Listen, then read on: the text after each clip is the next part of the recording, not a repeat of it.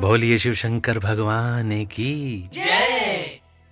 प्रिय भक्तों, श्री शिव महापुराण के वायवीय संहिता उत्तरखंड की अगली कथा है परमेश्वर शिव के यथार्थ स्वरूप का विवेचन तथा उनकी शरण में जाने से जीव के कल्याण का कथन।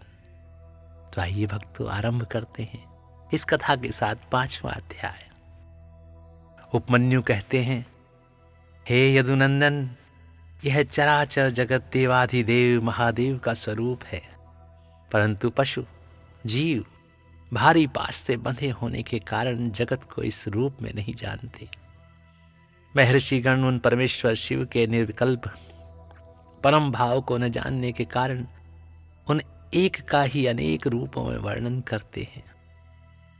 कोई उस परम तत्व को अपर ब्रह्म रूप कहते हैं, कोई पर ब्रह्म रूप बताते हैं और कोई आदि अंत से रहित उत्कृष्ट महादेव स्वरूप कहते हैं।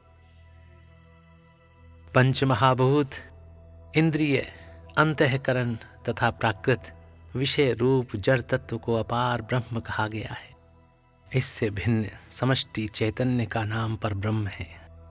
वृहत और व्यापक होने के कारण उसे ब्रह्म कहते हैं। हे प्रभु, वेदों एवं ब्रह्मा जी के अधिपति पर ब्रह्म परमात्मा शिव के वे पर और अपर दो रूप हैं। कुछ लोग महेश्वर शिव को विद्या स्वरूप ही कहते हैं। इनमें विद्या चेतन है और अविद्या अचेतन है। यह विद्या रूप विश्व जगत गुरु भगवान शिव का रूप ही है, इसमें संदेह नहीं है, क्योंकि विश्व उनके वश में है। भ्रांति, विद्या तथा पराविद्या या परम तत्व ये शिव के 3 उत्कृष्ट रूप माने गए हैं। पदार्थों के विषय में जो अनेक प्रकार की सत्य धारणाएं हैं उन्हें भ्रांति कहते हैं। यथार्थ धारणा या ज्ञान का नाम विद्या है तथा जो विकल्प रहित परम ज्ञान है उसे परम तत्व कहते हैं। परम तत्व ही सत है, इससे विपरीत असत कहा गया है। सत और असत दोनों का पति होने के कारण शिव सद संपत्ति कहलाते हैं। अन्य महर्षियों ने क्षर, अक्षर और उन दोनों से परे परम तत्व का प्रतिपादन किया है। संपूर्ण भूत क्षर हैं और जीवात्मा अक्षर कहलाता है। वे दोनों परमेश्वर के रूप हैं, क्योंकि उन्हीं के अधीन हैं। शांत स्वरूप शिव उन दोनों से परे हैं, इसलिए क्षराक्षर पर कहे गए हैं। कुछ महर्षि परम कारण रूप शिव को समष्टि, व्यष्टि स्वरूप तथा समष्टि और व्यष्टि का कारण कहते हैं। अव्यक्त को समष्टि कहते हैं और व्यक्त को वष्टि। वे दोनों परमेश्वर शिव के रूप हैं, क्योंकि उन्हीं की इच्छा से प्रवृत्त होते हैं। उन दोनों के कारण रूप से स्थित भगवान शिव परम कारण है। अतः कारणार्थ वेत्ता ज्ञानी पुरुष उन्हें समष्टि व्यष्टि का कारण बताते हैं। कुछ लोग परमेश्वर को जाति, व्यक्ति, स्वरूप कहते हैं। जिसका शरीर में भी अनुवर्तन हो वह जाति कही जाती है। शरीर की जाति के आश्रित रहने वाली जो व्यावृत्ति है उसके द्वारा जाति भावना का आच्छादन और व्यक्तिक भावना का प्रकाशन होता है, उसका नाम व्यक्ति है। जाति और व्यक्ति दोनों ही भगवान शिव की आज्ञा से परिपालित है।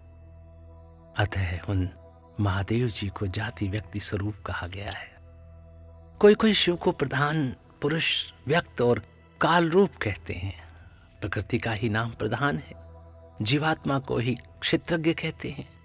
23 तत्वों को मनीषी पुरुषों ने व्यक्त कहा है और जो कार्य प्रपंच के परिणाम का एकमात्र कारण है उसका नाम काल है। भगवान शिव इन सबके ईश्वर हैं। पालक, धारणकर्ता, प्रवर्तक, निवर्तक तथा आविर्भाव और तिरोभाव के एकमात्र हेतु हैं। वे स्वयं प्रकाश एवं अजन्मा हैं, इसलिए उन महेश्वर को प्रधान पुरुष, व्यक्त और काल रूप कहा गया है। कारण, नेता, अधिपति और धाता बताया गया है। कुछ लोग महेश्वर को विराट और हिरण्यगर्भ रूप बताते हैं जो संपूर्ण लोगों की सृष्टि के हेतु हैं, उनका नाम हिरण्यगर्भ है। और विश्व रूप को विराट कहते हैं, यानी पुरुष भगवान शिव को अंतर्यामी और परम पुरुष कहते हैं। दूसरे लोग उन्हें प्राज्ञ, तेजस और विश्व रूप बताते हैं। कोई उन्हें तुरीय रूप मानते हैं और कोई सौम्य रूप। कितने ही विद्वानों का कथन है कि वे ही माता, मान, मेय और मिति रूप हैं। अन्य लोग कर्ता, क्रिया, कार्य, करण और कारण रूप कहते हैं। दूसरे ज्ञानी उन्हें जागृत, स्वप्न और सुषुप्ति रूप बताते हैं। कोई भगवान शिव को तुरीय रूप कहते हैं तो कोई तुरीयातीत, कोई निर्गुण बताते हैं, कोई सगुण, कोई संसारी कहते हैं, कोई असंसारी, कोई स्वतंत्र मानते हैं, कोई अस्वतंत्र, कोई उन्हें घोर समझते हैं, कोई सौम्य, कोई रागवान कहते हैं, कोई वीतराग, कोई निष्क्रिय बताते हैं, कोई सक्रिय। किन्हीं के कथनानुसार वे निरिंद्रिय हैं तो किन्हीं के मत में सेंद्रिय हैं। एक उन्हें ध्रुव कहता है तो दूसरा अध्रुव। कोई उन्हें साकार बताता है तो कोई निराकार। किन्हीं के मत में वे अदृश्य हैं तो किन्हीं के मत में दृश्य। कोई उन्हें अवर्णीय मानते हैं तो कोई अनिवर्चनीय। किन्हीं के मत में वे शब्द स्वरूप हैं तो किन्हीं के मत में शब्दातीत।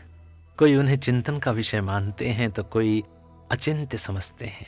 दूसरे लोगों का कहना है कि वे ज्ञान स्वरूप हैं। कोई उन्हें विज्ञान की संज्ञा देते हैं। किन्हीं के मत में वे ज्ञेय हैं और किन्हीं के मत में अज्ञेय। कोई उन्हें पर बताता है तो कोई अपर। इस तरह उनके विषय में नाना प्रकार की कल्पनाएं होती हैं। इन नाना प्रतीतियों के कारण मुनिजन उन परमेश्वर के यथार्थ स्वरूप का निश्चय नहीं कर पाते। जो सर्वभाव से उन परमेश्वर की शरण में आ गए हैं, वे ही उन परम कारण शिव को बिना यत्न के ही जान पाते हैं। जब तक पशु, जीव, जिनका दूसरा कोई ईश्वर नहीं है, उन सर्वेश्वर, सर्वज्ञ, पुराण पुरुष तथा तीनों लोकों के शासक शिव को नहीं देखता, तब तक वह पाशों से बद्ध हो इस दुख में संसार चक्र में गाड़ी के पहिए की नेमी के समान घूमता रहता है। जब यह दृष्टा जीवात्मा सबके शासक, ब्रह्मा के भी आदि कारण, संपूर्ण जगत के रचयिता, शरणोपम दिव्य प्रकाश स्वरूप परम पुरुष का साक्षात्कार कर लेता है, तब पुण्य और पाप दोनों को भली भांति हटाकर निर्मल हुआ वह ज्ञानी महात्मा सर्वोत्तम समता को प्राप्त कर लेता है। बोले शिव शंकर भगवान की जय। प्रिय भक्तों, इस प्रकार यहाँ पर श्री शिव महापुराण के वायव्य संहिता उत्तरखंड की कथा और 5वां अध्याय यहाँ पर समाप्त होते हैं। तो बोलिए शिव शंकर भगवान की जय। ओम नमः शिवाय, ओम नमः शिवाय, ओम नमः शिवाय।